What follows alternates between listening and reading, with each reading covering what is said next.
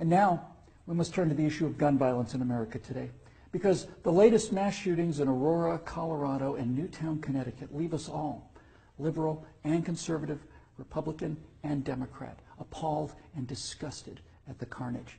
Now, some people, and that includes many of you in this room tonight, want to place the blame for this horror on things like 30-round magazines or semi-automatic rifles. We want to blame something, anything that we can control.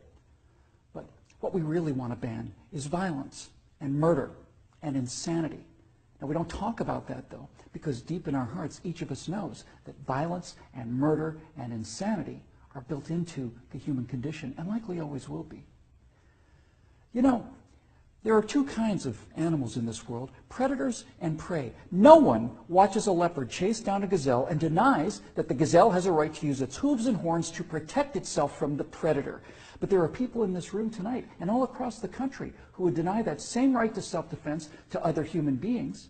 Such people seem to think that the way to stop the leopard is to cut the horns off of the gazelle, that by somehow making it easier for the predator will simply go away. My friends, this is insane. When you make it easier for the predator, you get more predators. So let's start with the so-called assault weapons, more properly known as semi-automatic rifles. In 2011, the total firearm murders came to 8,583, according to the FBI. Now, during that time, the total murders committed by rifles, all rifles, not just semi-automatic rifles, were 323. That's 3% of all murders.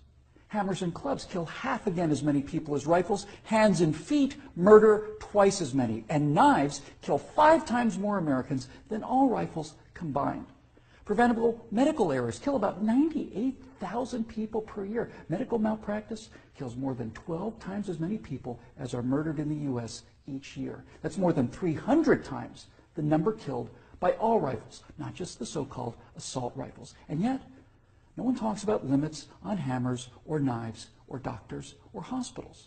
No one does that because the good we perceive from hammers and knives and doctors far outweigh their perceived harm. And yet, studies show that firearms prevent anywhere from 800,000 to over 2 million violent crimes every year.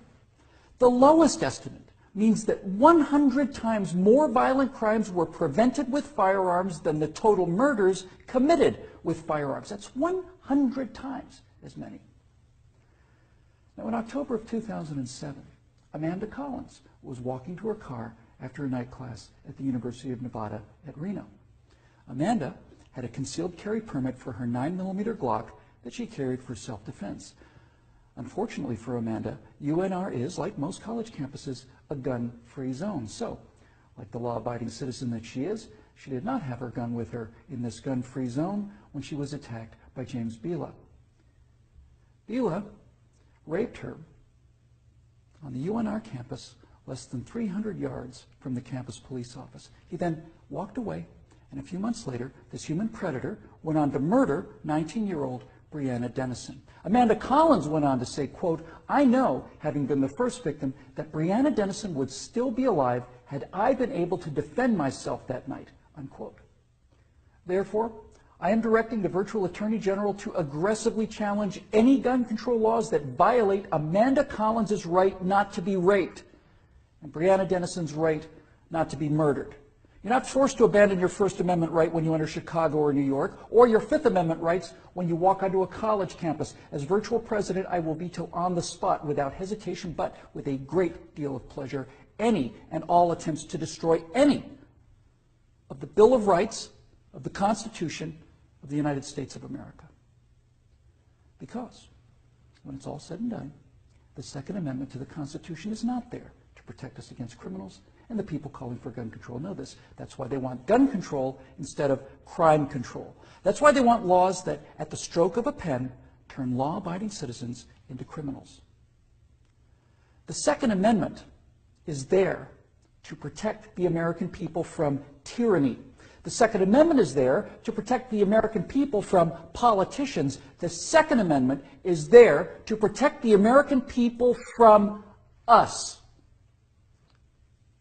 Now, Some politicians claim America deserves a vote on this issue. Okay, let's have a vote. Those of you advocating infringement on the right of the people to keep and bear arms need to go to the American people with the 28th Amendment, which would simply read, the Second Amendment to the Constitution is hereby repealed. That would, for the first time, give you the legal authority to do what you have been doing and what you are trying to do now in direct violation of your oath of office to defend the entire Constitution of the United States, not just the parts you happen to approve of. So go ahead, go to the American people and tell them that ultimate power is no longer to be vested in the people who can't be trusted with that power according to you. Tell them only the government can have that power now. You go out there and try to convince the people of the 38 states that you're going to need to get that amendment passed to agree with your opinion of them versus their opinion of you. I dare you. 12 million unarmed men, women, and children were unable to resist being murdered by their own National Socialist government in Germany. Perhaps 50 million unarmed men, women, and children were murdered by their own Union of Soviet Socialist Republics. 50 million Chinese murdered by their own government under Mao, who also disarmed his people. And in Cuba, and in Vietnam, and in the killing fields of Cambodia. Now you say that can't happen here? You say we're protected? By what? By the Constitution that you're in the process of destroying? You are in violation of your oaths of office by so much as introducing this legislation, let alone passing it. My fellow Americans, the previous inhabitants of this chamber watched as 100 million people were murdered after being disarmed by their own governments. Every single one of those men, women, and children were as real and precious and irreplaceable as the children at Newtown. And I tell you here and now that I will be damned if I will let that happen to the American people.